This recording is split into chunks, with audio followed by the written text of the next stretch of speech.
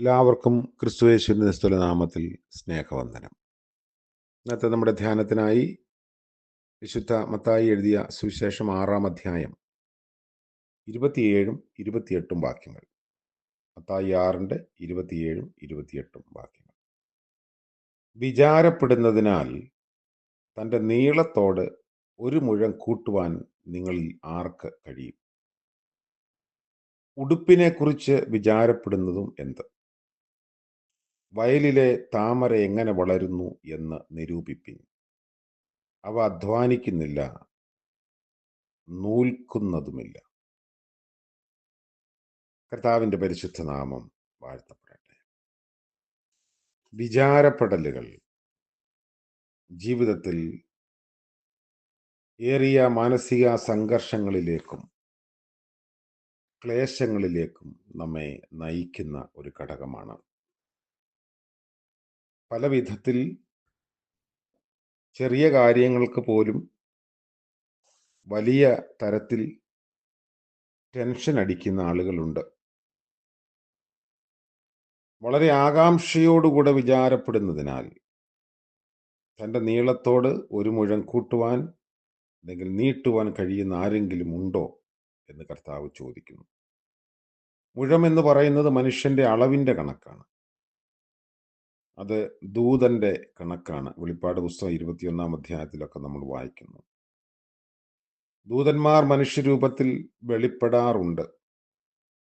ഉൽപ്പത്തി പുസ്തകത്തിലും പഴയ നിയമത്തിന്റെ പല ഭാഗങ്ങളിലൊക്കെ നമ്മളത് കാണുന്നു. പുനരുത്ഥാനത്തിൽ രക്ഷിക്കപ്പെട്ടവർ ദൂതന്മാർക്ക് തുല്യരായിരിക്കും.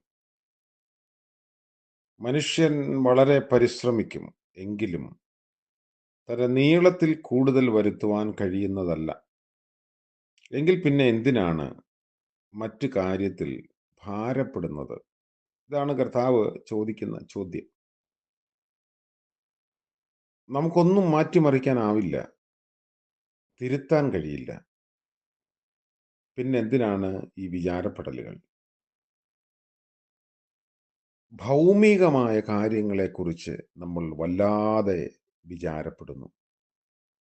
എന്നാൽ സ്വർഗീയമായ കാര്യങ്ങളിൽ അത്ര താല്പര്യമില്ല എന്നത് കർത്താവിൻ്റെ ഒരു നിരീക്ഷണമാണ്. അക്കാലത്ത് നടത്തിയ ഒരു നിരീക്ഷണമാണ് ഇവിടെ നമ്മൾ കാണുന്നത്.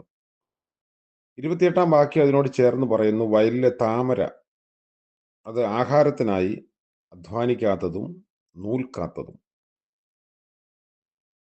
അങ്ങനെ ദൈവ സൃഷ്ടി തൻ്റെ സ്ഥാനത്ത് അത് വളരുകയും മറ്റുള്ളവർക്ക് ആസ്വാദനം നൽകുകയും ചെയ്യുന്നു. ഇതിനെ നോക്കി പാഠം പഠിക്കാൻ കർത്താവ് അവരോട് ആവശ്യപ്പെട്ടു. ഇവിടെ പറഞ്ഞിരിക്കുന്ന താമര മനോഹരമായ പൂക്കളോട് കൂടിയതും വെൽവെറ്റ് മാതിരി സ്പർശനത്തിൽ തോന്നിക്കുന്നതുമായ ഒരിനം സസ്യമാണ്. നമ്മുടെ ഇവിടുത്തെ കുളങ്ങളിൽ കാണുന്ന സാധാരണ താമരയല്ല. അത് മനുഷ്യരെ പോലെ അധ്വാനിക്കുന്നില്ല. ശലോമോൻ പോലും തൻ്റെ സകല മഹത്വത്തിലും ഇവയിൽ ഒന്നിനോട് ചമഞ്ഞിരുന്നില്ല എന്ന് കർത്താവ് പറയുന്നു. ലൂക്കോസ് 12-ാം അധ്യായത്തിൽ അതുണ്ട്. ഈ താമര വലിയതാണ്. അതിൻ്റെ 3 ദളങ്ങൾ ഉയർന്നു നിൽക്കുന്നു. അതിൻ്റെ മനോഹാരിത ചിത്രമായി എഴുതാൻ യാതൊരു കലാകാരനും സാധിച്ചിട്ടില്ല. തൻ്റെ സകല പ്രതാപത്തിലും മഹത്വത്തിലും രാജാവ് ഇതിന് സമമായിരുന്നിട്ടില്ല. ഈ നിസ്തുല്യമായ പുഷ്പത്തെ താബോറിലും നസ്രയത്തിലും കരുവേലകങ്ങൾക്കിടയിൽ കാണുമ്പോൾ അതിൻ്റെ മനോഹാരിത ആസ്വദിപ്പാൻ കഴിയും. ഈ പ്രത്യേക തരത്തിലുള്ള പുഷ്പത്തെയാണ് ശലോമോൻ ഉത്തമ ഗീതത്തിൽ പറഞ്ഞിരിക്കുന്നത്.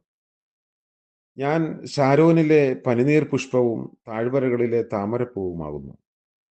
മുള്ളുകളുടെ ഇടയിൽ താമര പോലെ കന്യകമാരുടെ ഇടയിൽ എൻ്റെ പ്രിയ ഇരിക്കുന്നു.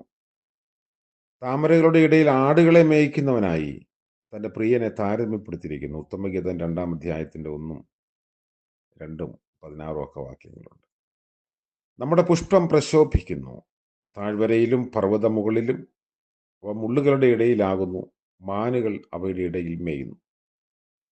താമരയെ മനോഹരമായി ഉടുപ്പിക്കുന്ന ദൈവം നിനക്ക് വേണ്ടി കരുതാതിരിക്കുമോ? പുല്ലിന് ഇത്ര ഭംഗി കൊടുക്കുന്നവൻ തൻ്റെ രക്തത്താൽ വീണ്ടെടുത്ത മക്കളുടെ കാര്യത്തിൽ ഉപേക്ഷയുള്ള ദൈവമാണോ? ആവണക്കിന്റെ ബന്ധത്തിൽ നിനവയിലെ ജനങ്ങളെക്കുറിച്ചുള്ള ദൈവിക കരുതൽ നമുക്ക് കാണാൻ കഴിയും. അവർ മറ്റൊരു ജാതിക്കാരായിരുന്നു. വലം കൈയും ഇടം കൈയും തിരിച്ചറിയാത്തവർ. അവരെ സഹായിക്കുകയും രക്ഷിക്കുകയും അവർക്ക് വേണ്ടി കരുതുകയും ചെയ്ത ദൈവം തന്റെ നിയമത്തിന്റെ മക്കളായ സിയോൻ നിവാസികളെ അത്രയധികം കരുതുന്ന ദൈവമാണ്. അപ്പോൾ ദൈവം തമ്പുരാന്റെ കരുതലിനെ സംശയിക്കാതിരിക്കുക. ദൈവം നമുക്ക് വേണ്ടി കരുതുന്ന, അല്ലെങ്കിൽ നമ്മെ സ്നേഹിക്കുന്ന ദൈവിക സ്വഭാവത്തെ ഉൾക്കൊള്ളാൻ, അതിൽ വിശ്വസിക്കാൻ, പ്രത്യാശിക്കാൻ നമുക്ക് സാധിക്കണം. നമ്മൾ പ്രതീക്ഷയും പ്രത്യാശയും വർദ്ധിച്ചു വരുമ്പോൾ ഈ ടെൻഷനും വിചാരപ്പെടലുകളും അകന്നുപോകും. നമ്മൾ ഇന്നിൻ്റെ, അല്ലെങ്കിൽ വർത്തമാനകാലത്തിന്റെ സാധ്യതകളിൽ ജീവിക്കണം. നാളുകളുടെ ആകുലതകളിൽ ഇന്നിന്റെ സാധ്യതകളെ നശിപ്പിച്ചു കളയരുത്. അതാണ് കർത്താവ് നമ്മളോട് പറയുന്നത്. അങ്ങനെ ജീവിപ്പാൻ നമുക്ക് സാധിക്കട്ടെ. പ്രതീക്ഷയുള്ളവരായിരിക്കാം, തൃപ്തിയുള്ളവരായിരിക്കാം. ദൈവം അനുഗ്രഹിക്കും. പ്രാർത്ഥിക്കാം.